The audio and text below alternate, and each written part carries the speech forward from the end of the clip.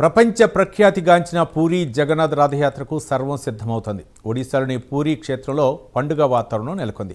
ఈ దివ్యమైన ఉత్సవం కోసం లక్షలాది మంది భక్తులు ఎంతో ఆసక్తిగా ఎదురుచూస్తున్నారు.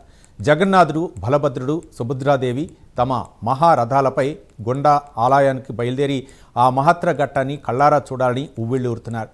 దీనికి సంబంధించిన ఏర్పాట్లు శరవేగంగా జరుగుతున్నాయి.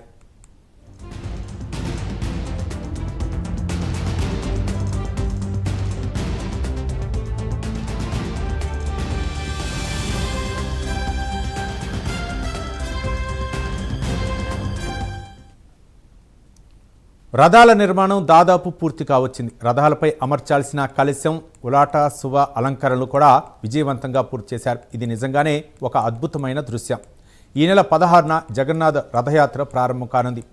ఈ నెల 24న బహుళ యాత్రతో ఈ మహోత్సవం ముగుస్తుంది. ఈ ఏర్పాట్లపై ఆలయ అధికారులు, స్థానిక యంత్రాంగం నిరంతరం పర్యవేక్షణ చేస్తున్నారు. భద్రతా ఏర్పాట్ల విషయంలో కూడా ఎలాంటి రాజీ పడకుండా చర్యలు తీసుకుంటున్నారు.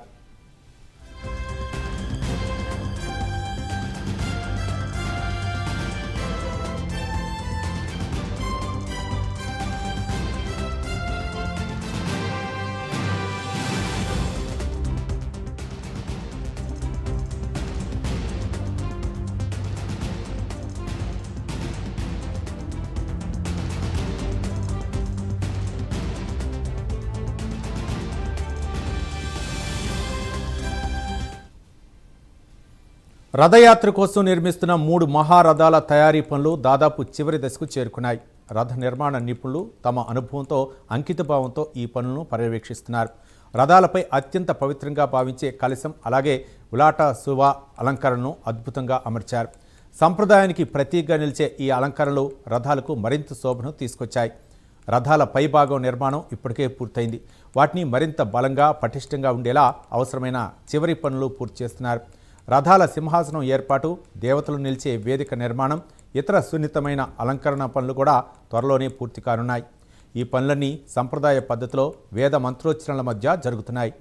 ఒడిశా రాష్ట్ర ముఖ్యమంత్రి మోహన్ చరణ్ మాజు ప్రభుత్వం ఈ రథయాత్ర ఏర్పాట్లను ప్రత్యేక శ్రద్ధ చూపుతోంది. రాష్ట్ర ప్రభుత్వం మరియు ఆలయ కమిటీల మధ్య సమన్వయం అద్భుతంగా సాగుతోంది.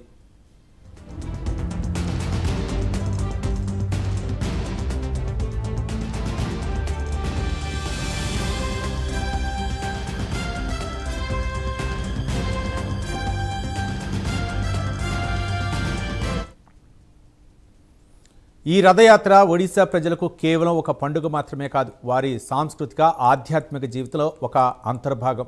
పూరీ జగన్నాథ్ ఆలయం కేవలం ఒక దేవాలయం కాదు, అది ఒక చరిత్ర, ఒక నమ్మకం. లక్షలాది మంది భక్తులు ఈ యాత్రకు తరలి వస్తారని అంచనా వేస్తున్నారు. వారి భద్రతకు, సౌకర్యాలకు ప్రభుత్వం అత్యంత ప్రాధాన్యత ఇస్తోంది. ఒడిశా పోలీస్, కేంద్ర ఏజెన్సీలు కలిసి సమగ్ర భద్రతా ప్రణాళికను సిద్ధం చేస్తున్నాయి. ఇప్పటికే పూరీ నగరం అంతటా నిఘా వ్యవస్థను పటిష్టం చేశారు.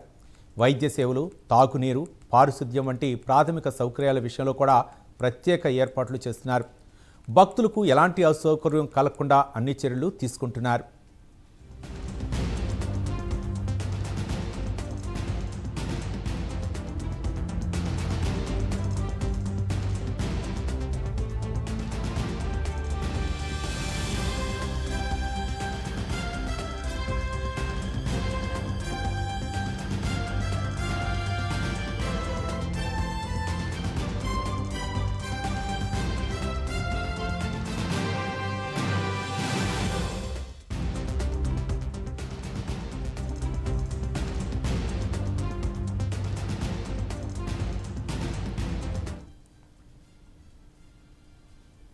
రథాల చుట్టుపక్కల ప్రాంతాన్ని కూడా పూర్తిగా శుభ్రపరుస్తున్నారు. రథయాత్ర మార్గంలో ఎలాంటి అడ్డంకులు లేకుండా చూస్తున్నారు.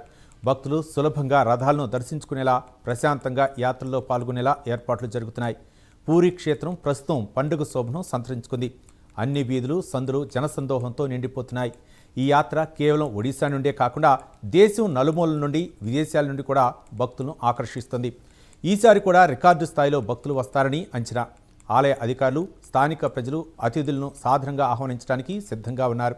మరి జూలై 16న మహారథాలు గుడి నుండా బయలుదేరేటప్పుడు ఆ వాతావరణం ఎలా ఉంటుంది, ఆ దృశ్యం ఎంత అద్భుతంగా ఉంటుందో ఊహించుకోవచ్చు.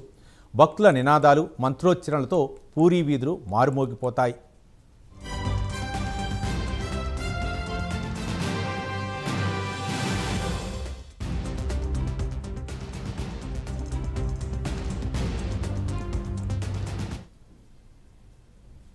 ఈ రథయాత్ర కేవలం ఒక మతపరమైన వేడుక మాత్రమే కాదు. ఇది ఒడిశా సంస్కృతి, కళలు, సంప్రదాయాలకు ప్రతిబింబం.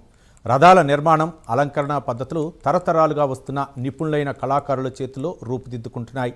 ప్రతి సంవత్సరం ఈ రథాల నిర్మాణానికి వేలాది చెక్క ముక్కలు ఉపయోగించబడతాయి. ఒక ప్రత్యేకమైన ప్రక్రియను అనుసరించి ఎంతో పవిత్రంగా నియమనిష్టలతో ఈ రథాలను తయారు చేస్తారు. ఈ రథాల తయారీలో ఎంతోమంది శిల్పులు, కళాకారులు పాల్గొంటారు. వారి శ్రమ, భక్తి ఈ రథాలను మరింత ప్రత్యేకంగా నిలబెడతాయి. యాత్రకు కొన్ని రోజుల ముందే రథాలను సిద్ధం చేసి ఆలయ ప్రాంగణంలో ఉంచుతారు. రథయాత్ర రోజున దేవతామూర్తులను రథాలపైకి తీసుకొచ్చే సమయంలో జరిగే పహండి ఊరేగింపు అద్భుతమైన దృశ్యం. ఇది భక్తులందరికీ ఒక మరుపురాని అనుభూతిని ఇస్తుంది. ఒడిశాలో అధికారంలోకి వచ్చిన భారతీయ జనతా పార్టీ ప్రభుత్వం ముఖ్యమంత్రి మోహన్ చరణ్ మాఝీ ఆధ్వర్యంలో ఈ యాత్రను మరింత ఘనంగా నిర్వహించడానికి అన్ని ప్రయత్నాలు చేస్తున్నారు. ఇది కేవలం ఒక ఉత్సవం కాదు, ఇది ఒక మహాయజ్ఞం.